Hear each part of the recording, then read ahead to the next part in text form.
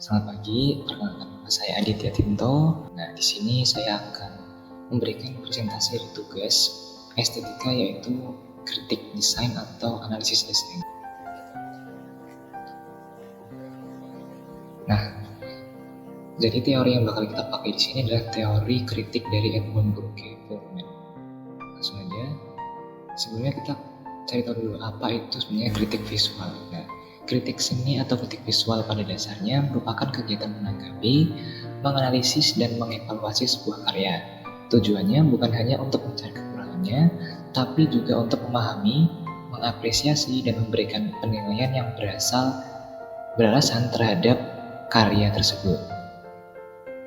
Nah, ada banyak fungsi dari kritik visual. Di antaranya yang pertama adalah menghubungkan seniman dengan penikmat. Jadi, melalui kritik visual ini, penikmat tuh bisa tahu sebenarnya seniman ini mau apa dan pesan apa yang ingin disampaikan. Kemudian meningkatkan kualitas karya. Jadi, dengan kritik visual ini, seniman tuh merasa kayak, oh karyaku kurang di sini nih, oh karyaku tuh harusnya begini nih, dan sebagainya. Dan kemudian ada juga membantu promosi dan dokumentasi. Nah, kalau misal karyanya bagus atau gimana, bisa dijadikan sebagai promosi kayak, oh karyaku nih udah dikritik sama ini loh, dan dibilang bagus nih. Jadi dia kayak ada nilai tambah di situ. Nah, kita kenalan dulu sama Feldman ini. Jadi dari teori kritik yang dia bawakan nih terdapat 4 tahap dalam pelaksanaannya. Yang pertama ada deskripsi, kemudian analisis formal, yang ketiga ada interpretasi, dan yang terakhir ada evaluasi. Nah, setelah kita paham tuh ada 4 teknik dan 4 tahap sistematisnya, kita lanjut ke contohnya. Yang pertama tuh ada iklan dari Andrex yang berjudul First School Poo. Nah, Andrex ini sebenarnya adalah sebuah brand toilet, brand tisu toilet yang kali ini dia tuh mengkampanyekan tisu toilet ini dengan anak sekolah nih. Next kita mulai ke pembahasan pertama yaitu deskripsi. Nah, dari deskripsi, iklan itu menampilkan seorang anak laki-laki berseragam sekolah lengkap yang sedang jongkok di atas meja sambil memegang gulungan tisu. Kemudian di meja yang sama terdapat alat tulis seperti pensil dan penggaris.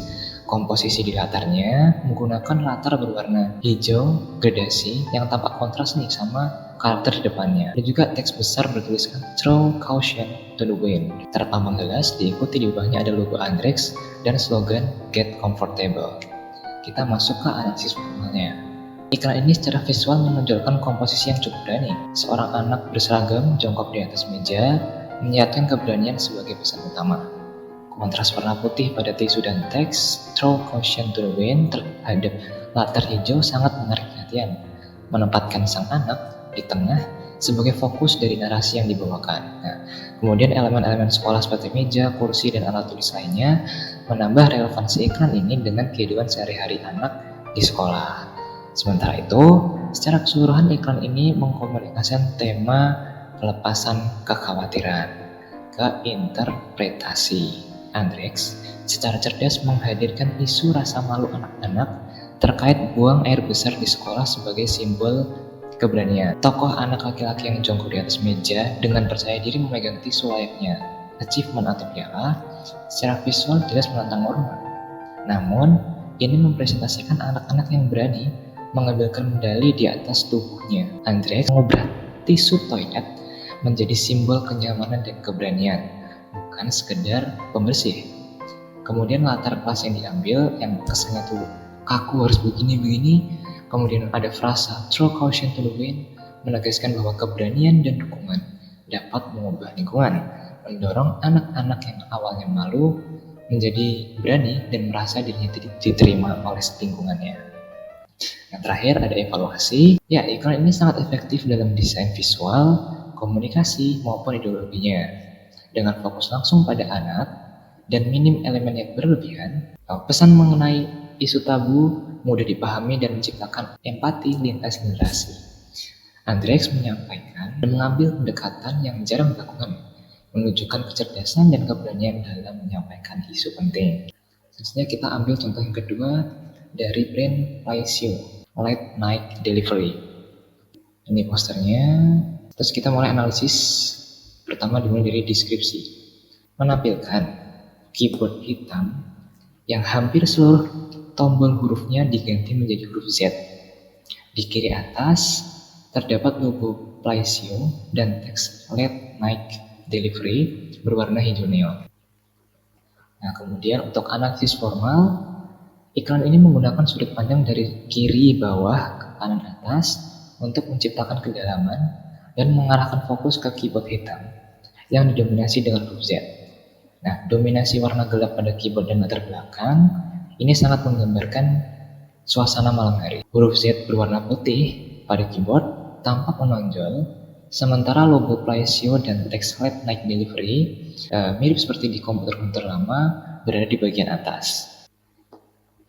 Kemudian interpretasi. Nah, iklan ini tuh mengkomunikasikan bahwa Plaisio selaku penyedia layanan memberikan layanan pengiriman hingga larut malam menjadi solusi ketika toko-toko lain sudah tutup. Penggunaan huruf Z pada keyboard secara simbolis menghadirkan gambaran kalau kelelahan atau ketika orang-orang tuh udah tidur gitu. Nah, Plaisio hadir sebagai layanan yang tetap aktif, memahami kebutuhan mereka yang begadang dengan teknologi. Iklan ini menyasar audiens yang bekerja dan beraktivitas hingga larut malam, memposisikan Plaisio sebagai teman siaga yang menyediakan dukungan teknologi.